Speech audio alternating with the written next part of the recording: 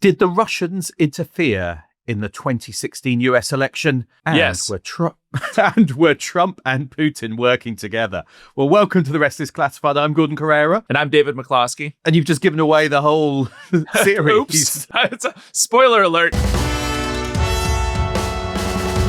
Gordon, it's fair to say that this is the Rest is Classified lens on the 2016 election. And this is really a spy story that shaped the politics of that really tumultuous year. This is a hugely partisan issue in the United States. Anything that has to do with the sort of nexus of Trump and the Russians is going to be hugely divisive. We are going to look at the intelligence story, right? And so we're going to focus on the espionage here.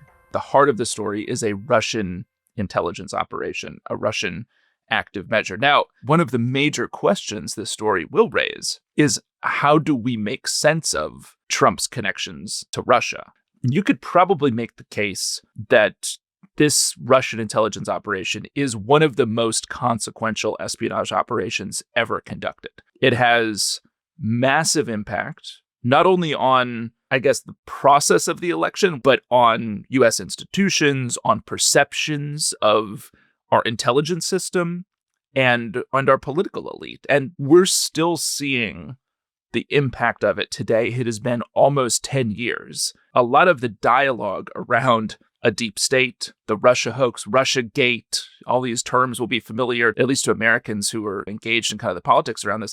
They all originate in this 2016 operation. And in many ways, I think what's so interesting is it's an operation which has an outsized impact.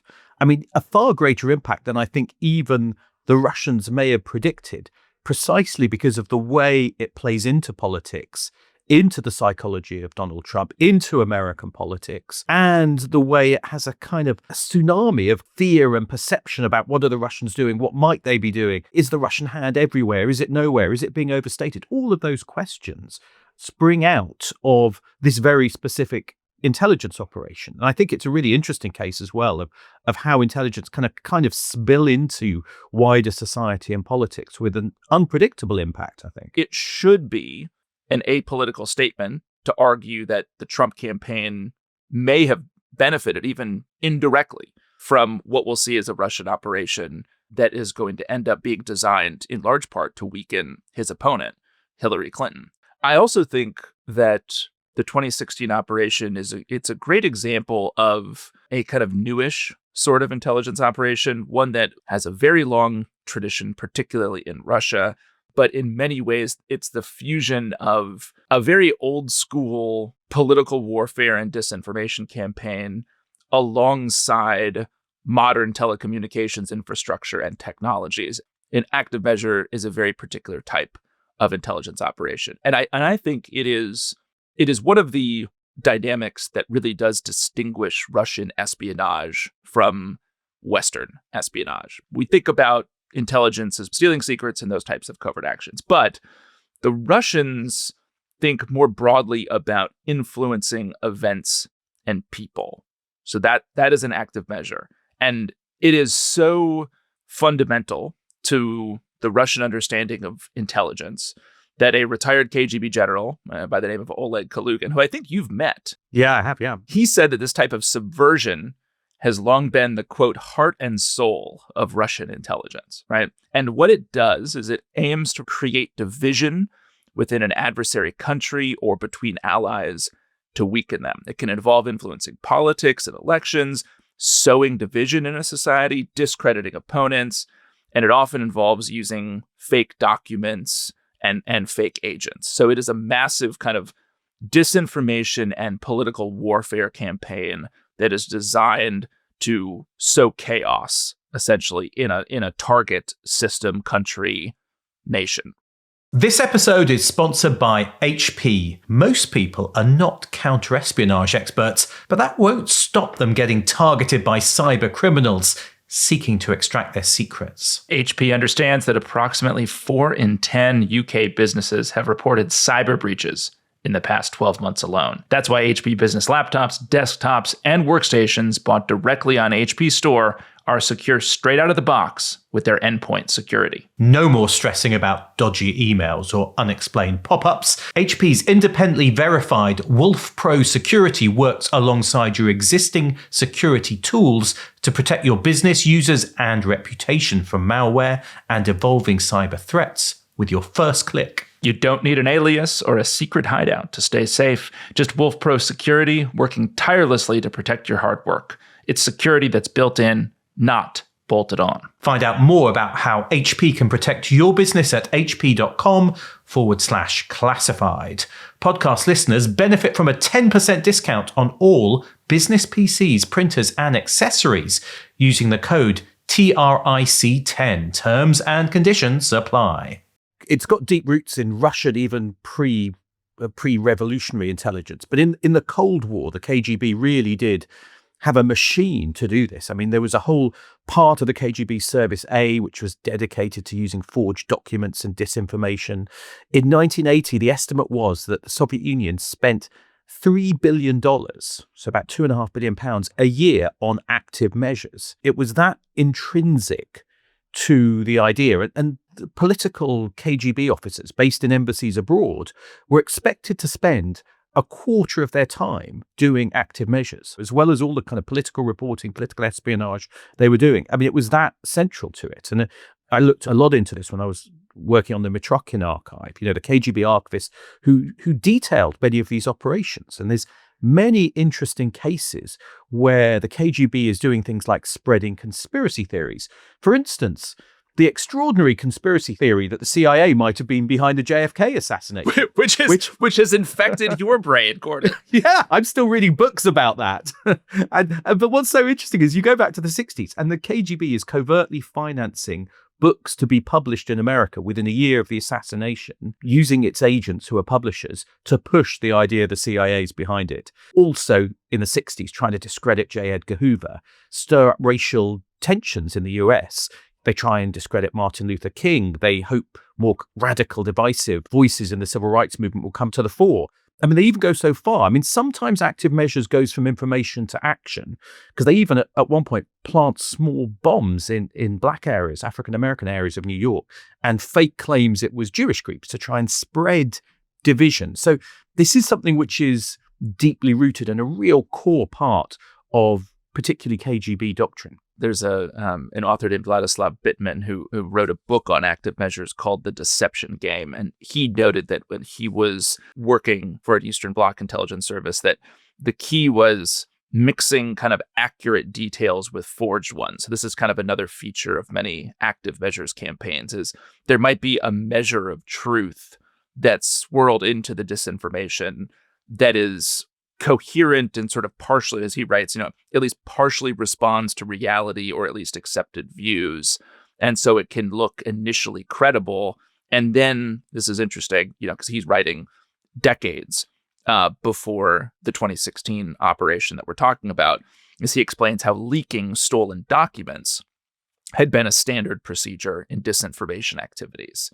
So again, you see this long tradition of many of the sort of elements of an active measure go back decades. There's a good case, I think, in the 70s where a US classified military manual gets stolen, and then they copy it and insert some extra lines into a genuine classified military manual, suggesting that the US intelligence services might be willing to plot violence amongst allies in allied countries as false flags to blame communists and build support for the US military presence in those countries. And this is in the 1970s, when there's a lot of suspicion about US intelligence post-Watergate and some of the revelations. So you can see that's the modus operandi they're using. One of the realities, though, we should say, is that they weren't always effective, partly because the KGB wasn't always that subtle in its understanding of how the media space or how the information space in the West works. So often they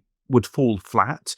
So you can see how they need some help to work out how to plant information because they're cultivating journalists or intellectuals to push out these stories. Information laundering would be the modern word.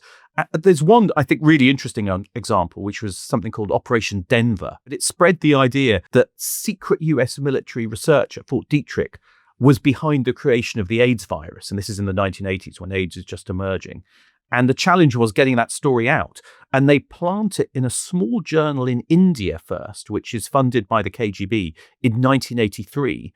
And it takes years for it to be picked up. It takes another couple of years before Soviet news outlets start to push it, citing the Indian journals. And then you see it start to spread. And by 1987, over 40 countries are reporting this claim. But it's taken 4 years to get it spread, but it does have a real impact eventually in how people see the potential for US malfeasance behind AIDS. Well, and that's no longer kind of a feature of the active measures and disinformation landscape, right? Because our modern technological infrastructure, the internet, social media, allow these kind of claims to spread, to go viral much more quickly and effectively. I also think, Gordon, it's worth mentioning that, political interference has long been a part of active measures. Getting agents or intelligence officers to infiltrate campaigns and using information as a weapon. This was the case, for instance, in 1968, when the Russians used this against Nixon. They think Nixon's too hardline and anti-communist.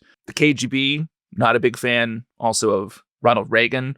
So they want to undermine his campaign. In 1984, KGB issues orders to do whatever they can to stop him, work with any other campaign, use front groups, use journalists, another feature of an active measures campaign to kind of attack and stop Reagan, right? So I think the 2016 campaign can seem like it's unique. And I think it was unique sort of in its impact, but the Russians have attempted to politically interfere in U.S. presidential campaigns going back, decades. One of the things to say as well, David, is that we don't always learn from the history. I think we forgot the history of what the KGB was up to at the end of the Cold War. We thought it was over. And in fact, there is this continuity in Russian intelligence operations, in its desire to use active measures to influence, to undermine, to sow dissent. It continues. But as you hit the start of the 21st century, in Moscow, in Russia, there's a new leader, Vladimir Putin. We looked a bit at his rise, didn't we, in the mini-series we did for club members with Mark Galliotti, the expert, at the formative experiences for this former KGB officer and what molded him. And it is the collapse of the Soviet Union in 1991 and the chaos and humiliation of the 90s which really shapes him. And I think it's true that many KGB officers thought this was all the result of an American active measure, if you like, although the Americans wouldn't call it an active measure. Now, that's not necessarily the case, but that was part of the perception, I think. The Soviet Union would have definitely held together if it hadn't been for the CIA. It wasn't because you couldn't make toilet paper. But right, this is the mentality, right, of Putin and the KGB officers. Putin in those first few years in office, takes power in 2000. He's relatively solicitous of the West, at least not openly confrontational, and then it flips. And it doesn't flip overnight, but there's a series of events that reshape the relationship between Putin and the US and the West more broadly.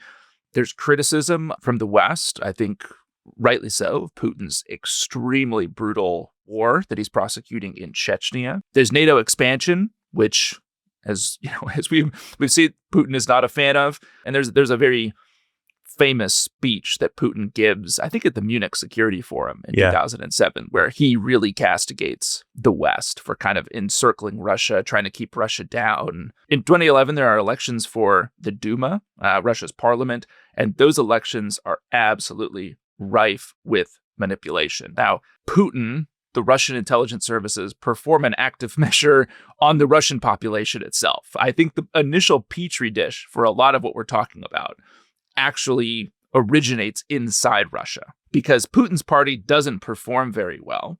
Protests break out. It's clear that there is opposition to Putin, and Putin is very shaken by all of this. And again, that mindset that we're talking about of all of this being a CIA, a Western plot. A KGB paranoid mindset. Right. Yeah. He basically sees this as another domino in these color revolutions that had been sweeping ex or former Soviet states and kind of the Russian near abroad. So places like Georgia, in Ukraine in 2004, there had been these so-called color revolutions, bringing to power political parties and politicians that were anti-Russian. And again, Putin sees all of this not as expression of the popular will, that the people around Russia or inside Russia don't want to be subjugated by Putin and the people around him. He sees this as a CIA plot. Yeah. That's a really important point for the mindset that's going to frame the 2016 election, is that wrongly, I would argue, Putin has come to the conclusion that he has been the victim of a very elaborate CIA and Western active measure already. And it's really interesting, isn't it, who he blames specifically for inciting some of the protests and supporting some of the protests. It's the US Secretary of State at the time, who is Hillary Clinton, Obama's Secretary of State. And he views her as having legitimized and supported some of these opposition groups and protests. Even the idea she might have been giving signals to them through their speech to rise up and protest against him. And so I think this is where some of the very personal antagonism starts between Vladimir Putin and Hillary Clinton. That's right. Now, this story comes from a terrific book on the Russian active measure called Russian Roulette by Michael Isikoff and David Korn. And they write in their book that in early 2014, a U.S. diplomat assigned to the U.S. Embassy in Moscow reached out to what they call it a secret source in Russia. The source comes back with something that's particularly interesting. And he tells the State Department official that the Kremlin is planning a wide-ranging campaign to attack Western institutions and undermine Western democracies. So again, it's an active measure. It would include cyber attacks, information warfare, propaganda, social media campaigns. The source offered general reports on Russian penetration of media organizations, lobbying firms, political parties. It's interesting because I think while it, in retrospect, paints a picture of what is going to come, it's not particularly surprising at the time to U.S. officials. Again, consider the history we talked about. Russian active measures are just sort of part of the game. But State Department wrote, the size and magnitude and the seriousness of their intent was disturbing because it showed this kind of growing capacity for mounting influence operations and active measures against the U.S. And it was seen as significant and interesting reporting, but it maybe doesn't feel like it has the impact you might expect. I can understand why it wasn't really acted upon. It doesn't give you enough specificity about the targets, I think, or maybe even the broader intent in order to be able to stop it. It's not particularly actionable and does seem to fit in line with what at that point must have seemed like, just an ongoing wave of Russian active measures that are directed against the US and the West. That's right. And I think there was a bit of complacency about, well, the Russians might try and do this kind of thing, but it never really has much impact, doesn't work, won't sway anything. I just think that there was a complacency about the potential impact of these kind of operations at the time. The complacency point, I think, in speaking with a number of former CIA and former FBI officials who were involved in the story, the complacency point was a big one because we just, whether it was a failure of an imagination, an intelligence failure, we didn't see this coming. And we are going to see that as we approach 2016, some of these old methods of stealing information and then leaking it out, well, they're still here, but it's going to be a lot easier to get it out. It's going to be a lot quicker to get the message out thanks to the internet. And this is going to be called a hack and leak. The hack is, of course, how you get this stuff, and then the leak is how you disseminate it. And this piece of the active measure in 2016 is going to be led by the GRU, the main directorate of the General Staff of the Armed Forces of the Russian Federation, Gordon, also known as Russian Military Intelligence. And, I would say one of the more insane spy organizations operating today in the world. The GRU are the tough guys of military intelligence. They are doing classic espionage, trying to get military secrets, but they also are engaged in things like sabotage, assassination, active measures in terms of information warfare, again with this continuity, never disbanded from the days of the Soviet Union, and then continuing. And they are the ones who are going to do some of the most aggressive operations against the West. You think about the poisoning of Sergei Skripal in Britain in 2018 with Novichok, a former GRU officer himself, but poisoned by the GRU. So they tend to have more military targets, but they are I think you're right, maybe one of the more sinister Russian intelligence services. I would say Exhibit A in the GRU's sinisterness is the seal of the GRU, which you can see. There's a great picture. It shows President Putin on a visit to GRU headquarters at a building known as the Aquarium, walking across the seal of the GRU in the main lobby. And the seal is a sinister-looking black bat that is covering most of the globe. This is what the organization no doubt prints on its coffee mugs that it sells at its gift shop. So Wild Place, you mentioned the poisoning of Sergei Skripal, the GRU behind kind of the initial invasion of Crimea, parcel bombings across Europe, the poisoning of Alexei Navalny, right, also with Novichok,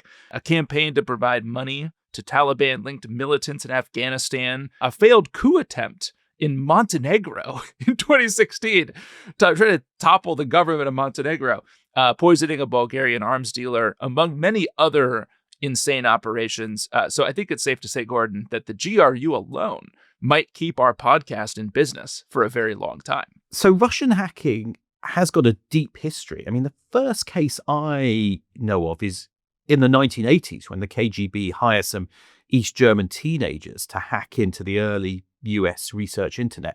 By the 1990s, Russian hackers are running a campaign called Moonlight Maze, which is the first real state-backed espionage campaign the US sees against its secrets.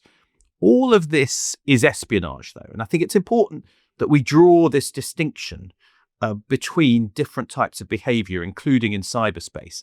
Classic espionage is stealing secrets. And that's what a lot of people thought what cyber hacking was all about when it came to state intelligence agencies. They thought it was about hackers, often working for the state or employed by the state, covertly breaking into maybe military research networks, maybe defense networks, stealing the secrets, doing what spies have always done. But it is also worth saying that there is an element which is going to grow of active measures, of influence operations, and even of sabotage, which is going to be taking place in cyberspace. And the GRU's hackers are at the leading edge of that. We start to see some of the deployment of hacking alongside military operations. 2008, when there's a brief conflict between Russia and Georgia, and the US starts to see these hacking groups, and US security researchers start giving them names for what are called APTs, Advanced Persistent Threat Groups. Famously, APT-28 will become known as Fancy Bear and be linked to the GRU. Bears are the terminology for Russian hackers, as opposed to things like pandas, which are the Chinese, and so on. This is CrowdStrike, which is an interesting cybersecurity company, came up with this. It was a great marketing wheeze, very successful. Also, potentially why it's hard to take some of this stuff seriously, because you think, oh, well, it's a group called Fancy Bear that is seeking to undermine U.S. democracy, and it's like, yeah, well, how bad? It's even worse, right? Because the SVR, so the main Foreign Intelligence Services hackers, are APT-29, and they're known as Cozy Bear, which sounds even more kind of, like comforting, like I'll just go hug a cozy bear. I mean, funnily enough, these are Western terms for these hackers, but some of them adopt it themselves and they start creating logos using these names. But APT-29, Cozy Bear, SVR, they're quieter, they're doing the espionage, but the GRU's hackers are noisier.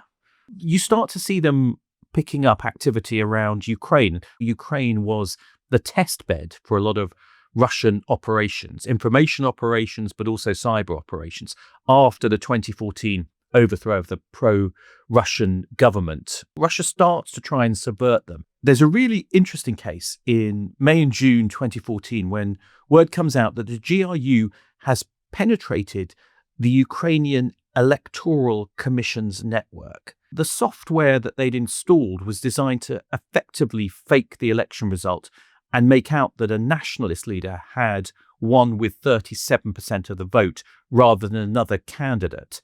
Interestingly enough, a Russian TV channel that evening airs a bulletin declaring that the candidate with 37% of the vote had got 37% of the vote, even though the cyber operation had kind of failed, which shows that they were planning to declare on Russian TV the victory that they'd also used the hackers to try and install or infiltrate into the Electoral Commission system.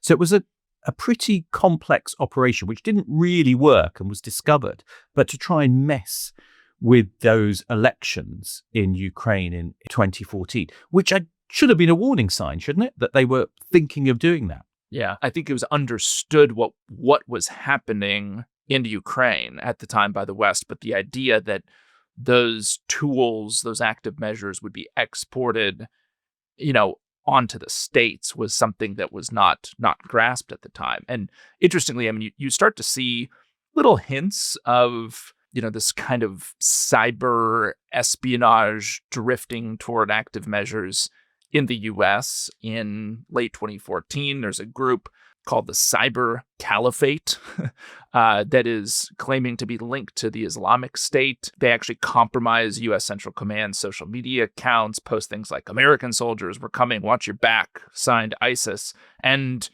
it's actually the Russians, and it's all seen as a little bit strange at the time. I think behind the strange names of Fancy Bear, it's important to remember that this is an intelligence operation. There are humans, intelligence officers, working inside the GRU who are employed by the Russian state and who are conducting these hacks for political purposes and the purposes, of course, of an intelligence service to collect information, right? So who's actually doing this stuff? GRU has a unit numbered 26165. During the Cold War, it was a unit that specialized in breaking encryption.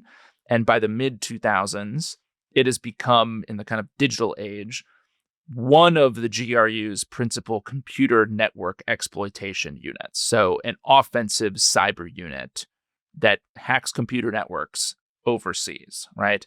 Now, it's housed in buildings owned by the Ministry of Defense in central Moscow. If you think of a bunch of people eating Pop-Tarts in the basement of their mother's house, this is not what we're talking about. It's a military unit. Yeah. It's a military unit.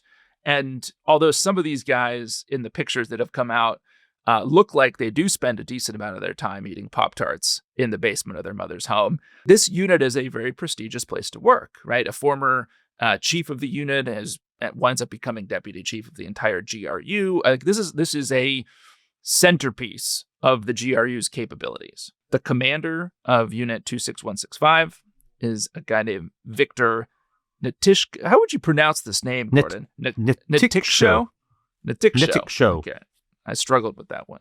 So, Mr. Nitishko, he's a software engineer, trained as a mathematician. He's published several articles on probabilistic functions and neural networks, Gordon. Wow. And he has two junior officers working for him who are going to be very important to the hack and leak operation underneath this active measure. One of them is named Alexei Lukashev. He's 25 years old. He's blonde. He's thin. He's got close-set brown eyes. And for about 3 years, Gordon, he's been working under the cover of a persona that he uses for American and Russian social media accounts of Den Kattenberg. He has a Gmail address associated with that. And apparently, according to the Isakov and Court account, the picture that Lukashev chose showed a much more muscular young Russian man of his own age. So he made himself look a dating profile, yeah, in his persona. Yeah. Right. So what Lukashev is quite good at is crafting email bait that looks like Google security warnings, but in reality are ways to trick victims into revealing their passwords, right? So a helpful skill if you're a hacker.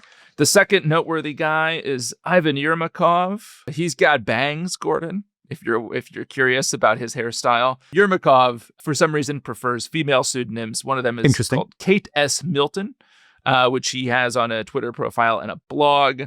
There's a picture that accompanies that, which is of a Canadian actress. And what Kate, quote unquote, likes to do is privately approach security researchers. And he apparently also claims to work for the security firm Kaspersky, although that's not true. Now, the unit they work for, 26165, it is, I think it's fair to say, Gordon, willing to take a certain amount of risk in its operations, right? It has a vast number of people and organizations and countries that it has targeted. And it has been, I think, turning its focus more and more on the United States, and in particular on political targets. And in June of 2015, which is going to be an important month for the other big name in this story, Donald Trump, who announces his candidacy that month, Hillary Clinton is way ahead of Bernie Sanders in the polls, looking at who's going to represent the Democrats. And polls that same month show Clinton beating the sort of then presumptive Republican nominee, former Florida Governor Jeb Bush. So point is that any foreign intelligence service, Russia among them, is going to look at these polls, see them, digest them in some way. And their base case at this point is going to be that Hillary Clinton is going to be the next president. But that same month of June, another Republican hopeful has announced his bid. And this is, of course, when Trump descends the golden escalator at Trump Tower in New York City. Now, unlike Hillary Clinton, who has interacted with Putin and Russia as First Lady in the 1990s and then as Secretary of State from 2008 to 2012, and who Putin loathes, I think it's fair to say, Gordon, Trump has approached Putin by this point, and Russia more broadly, through a really kind of commercial lens, right? There's this very interesting statement in 2007, which is when Time magazine selects Mr. Putin as its man of the year. Trump writes him a letter congratulating him and writing, as you probably heard, "I'm a big fan of yours." Trump writes in that letter. Now, Trump had long sought to develop business opportunities in Russia. By the time of his campaign announcement, his most recent venture was an attempt to build a Trump Tower in Moscow. Now, that actually continues through much of the campaign. But all of that falls apart amid sanctions on Russia following the seizure of Crimea and the kind of hybrid war that the Russians unleash in Ukraine in 2014. So the deal dies. Now, by the spring of 2016, Trump is narrowly leading the Republican field in the polls. He's won the primaries in South Carolina and Nevada. He is the Republican frontrunner. And any Russian analyst worth their salt, really any foreign government at all, by that point in the spring of 2016, is going to assume the contest will be Clinton versus Trump. We were talking earlier about how the GRU had been going after political targets in the West and in the US in particular. And who do you hit, Gordon, in an election year? Well, it'd be interesting to know what's going on inside the Democratic National Committee and the Republican National Committee. And in fact, the GRU is going after both. Now, it's not abnormal for foreign adversaries to target a political campaign. We talked about some of the KGB attempts to do that during the Cold War, but as recently as 2008, the FBI had discovered that Chinese government hackers had infiltrated the campaigns of Barack Obama and John McCain. So again, do you think for an espionage service, it would be malpractice to not attempt to get into the files and the documents, in the sort of research of a presidential campaign? This issue of espionage against campaigns, A, campaigns didn't take it seriously, and B, it was seen as just something that states do, and maybe the kind of secrets or information in a campaign was not necessarily top secret in the traditional way. But we are entering this new era where the GRU is getting more involved. They're going to hack German parliament emails in that year, take a ton of data, including some material belonging to the German Chancellor, Angela Merkel. So you can start to see that in this period, the GRU is getting noisier and is looking for interesting, valuable data. Still haven't seen it leaked yet, but they're certainly collecting. And part of that will be collecting against the DNC and against specific individuals associated with the Clinton campaign. Yeah, and I think the wide net point is important because there were over 100 Democratic targets, right? The Clinton campaign's communications director, other longtime Clinton aides and confidants, all of them are getting blasted with these phishing emails. And you figure if you're the GRU, why not cast a wide net, right? The worst someone's going to do is just delete the thing and not interact with it.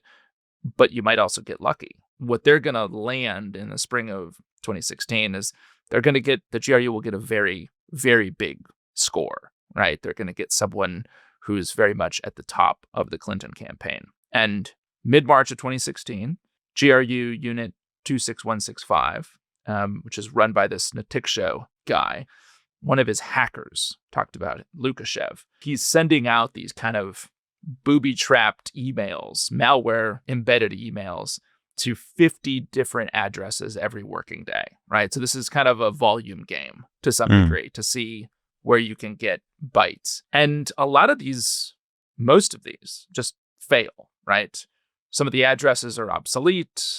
Again, people don't interact with them. And the Clinton campaign, their kind of default email security settings required more than just a password to get in. So a lot of the staff are protected. Now, you mentioned you were in the FBI knowing that something's going on. And there'd actually been a meeting at Hillary Clinton's campaign headquarters in Brooklyn back in March. There's Clinton staffers there, including Clinton campaign manager. Weirdly, they're kind of suspicious of the FBI. And the FBI at the time in March is offering these kind of cryptic warnings that the campaign is being targeted by a very sophisticated spear phishing campaign. But again, there's no reference there to by whom, and there's no reference to the concurrent investigation into intrusions in the DNC's computers. But on the 18th of March, Lukashev's team inside Unit 26165 changes tactics, and they decide to go after private email accounts instead of the official campaign email accounts, on the theory that those private accounts will be more vulnerable. People's Gmail, basically, things like that. Yeah, exactly. And the next day, just before lunch, I'm sure a hearty lunch in Moscow, I wonder what the GRU canteen is like. Dumplings and borscht. Borscht. That's very stereotypical of you, Gordon. Sorry. Shame on you. After a lunch of borscht, Lukashev and his team sends another batch of booby-trapped emails to another 70 targets. You get the sense that these guys are like, they've got to be kind of bored, don't they? Yeah. I mean, this sounds like when you hear hacker, you think it's going to be cool and you can, eat Pop-Tarts all day, but it feels like they've got a quota, like there's a quota here, right? Yeah. They go after 9 senior Democratic political operatives, again, on the personal Gmail accounts. Now, one of them is John Podesta, who is the chairman at the time of Hillary Clinton's campaign. The message reads like this, and it looks like it's from Google. It says, "Hi, John. Someone just used your password to try to sign into your Google account, john.podesta@gmail.com. And then it goes to the details. It's got, it's Saturday, 19 March, 8:34. It's got the IP address. So it looks credible. But the details are all made up, right? Even though the email looks credible. Now, Podesta's staff have access to his email account. And when they see the security warning, they forward it on to the Clinton campaign's IT help desk. And in a few minutes, the IT help desk responds and they say, okay, we got it. And they recommend that Podesta changes his password and that he turns on an advanced security feature. And the IT guy writes, this is a legitimate email. John needs to change his password immediately. But they misunderstand the email, and they click on the booby-trapped link that the GRU had sent instead of the safe Google link that had been provided by the IT help desk. So when they click on that, there's a malicious URL that is sitting behind this change password link that they cannot see, but they've clicked on it, and then they're in trouble. Now, the link takes Podesta's staff to this forged Google login page, which looks exactly like the real Google page. And it's very crafty because it even has John Podesta's actual profile picture right there set against this background. It looks right, okay? And his staff, who are thinking that they're following the Clinton campaign's IT help desk's guidelines and interacting with legitimate Google password change, his staff enter the password. And they're in. And this is a big problem because 2 days later, Lukashev in an office just reeking of borscht and Pop-Tarts has downloaded more than 50,000 emails. This is 5 gigs of data. He's taken all this stuff out of Podesta's inbox, and the GRU has absolutely struck gold. Think before you click. Just don't click on anything, right? Don't click on anything. Period. That's not going to help. You have to click on something, because otherwise you're not going to do anything online. Okay, so this is a major problem, but it just keeps going. So the GRU throughout March, they just keep going after the Democrats, right? On April 6th, a few weeks later, the GRU succeeds in tricking an employee of the Democratic Congressional Campaign Committee, the DCCC, Gordon, bam, an organization that supports Democrats in the House of Representatives. Now, the DCCC employee had inadvertently given away her login credentials, so Unit 26165 had been able to get inside not just individual email accounts, because keep in mind, Podesta's emails, that's his personal email. But now with the DCCC hack, Unit 26165 is inside a major political organization. So what do?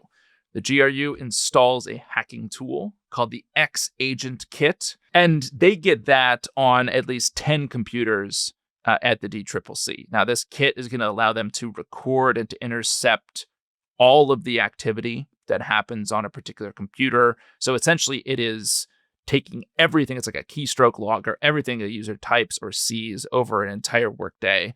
The X-Agent Kit will hoover up. And you, Gordon, you know a thing or two, don't you, about the X-Agent Kit? No, well, I was looking into X-Agent. I mean, it's a great name for a bit of malware, but it looks like it's created and customized by the GRU itself. So they've developed this bit of kit to move from machines and through a network, activate the microphones, record the audio, collect the text messages, also geolocate people when it gets onto people's phones, for instance, of where they are. And you first see it again in Ukraine around 2015, where it's being used to geolocate people. So again, it's the Ukraine is a test bed for the GRU developing some of its more advanced cyber capabilities, which now they're deploying 2016 against the US more. Well, it had been customized also, Gordon, to communicate with a I guess relatively inconspicuous server out in Arizona that had been leased by GRU Unit 26165, and that machine in Arizona was running a control panel that would allow the GRU officers to kind of manipulate the X-Agent Kit and their implants essentially on the network in Washington, right? So in the case of one particular DCCC staffer, the GRU was quite literally, well, I guess not literally, Gordon, but digitally able to watch over her shoulder as she's handling personal banking information and things like that from inside her office at the DCCC. Now, what's valuable to the Russians inside the DCCC stuff? Well, the DCCC has a bunch of opposition research on Republican candidates, right? So what you see is the Russians are going after Oppo research on Ted Cruz and on Donald Trump. And after a week of trying to make sense of this information, on April 18th, the GRU gets lucky because they intercept the login and password credentials of another DCCC employee who was authorized to log into the network of the Democratic National Committee. So the GRU can now pivot from the DCCC network, which I think is ultimately less interesting to them, over to the national DNC. Amusingly enough, the SVR's team are already in the DNC and have been in there. Yes. I just love this. The SVR's quiet cozy bear hackers have been secretly inside the DNC's networks for a few months, exfiltrating data. And you could imagine them suddenly realizing, oh, here come those loud guys from the GRU. Their hackers are now in as well, because they're competing. They're not even talking to each other. And it's the loud hackers of the GRU who are really going to draw attention to what's going on, because they've now got access, the GRU, to the DCCC, the DNC, and individuals from the Clinton campaign. So they've got this amazing coverage across the Democratic side in 2016. And what I also think is great is that not only did the SVR already have access inside the DNC, but later on, it'll leak out that the SVR guys thought that the GRU guys did a really crappy job with the hack. Yeah. And as we'll see in the next episode, the sort of cozy bear guys over at SVR do have a point, because the guys who are working at the organization that have the bat logo covering the entire world are as it Surprise, turns surprise. out, a little bit clumsy with how they pull this thing off, and willing to break a whole bunch of stuff and do it in kind of a roughshod way. Yeah, is it clumsy, or they just don't care? I mean, that's what's interesting about the GRU. If you look at GRU operations, things like the Salisbury poisoning with Novichok, they're aggressive, they're loud, they're noisy, and sometimes it feels like they don't care. So it is the difference, I think, between the way the GRU and the SVR operates. But yeah, now they are both in the network, and it's the GRU which is going to do something extraordinary, isn't it? Because it's in the network, but it's not just going to take the information. It's going to steal it and publish it. It's not just going to hack. It's going to leak. That sounds like a cliffhanger to me, Gordon. I think we should end the episode there. And next time we come back, we'll see how that leak absolutely shakes the election up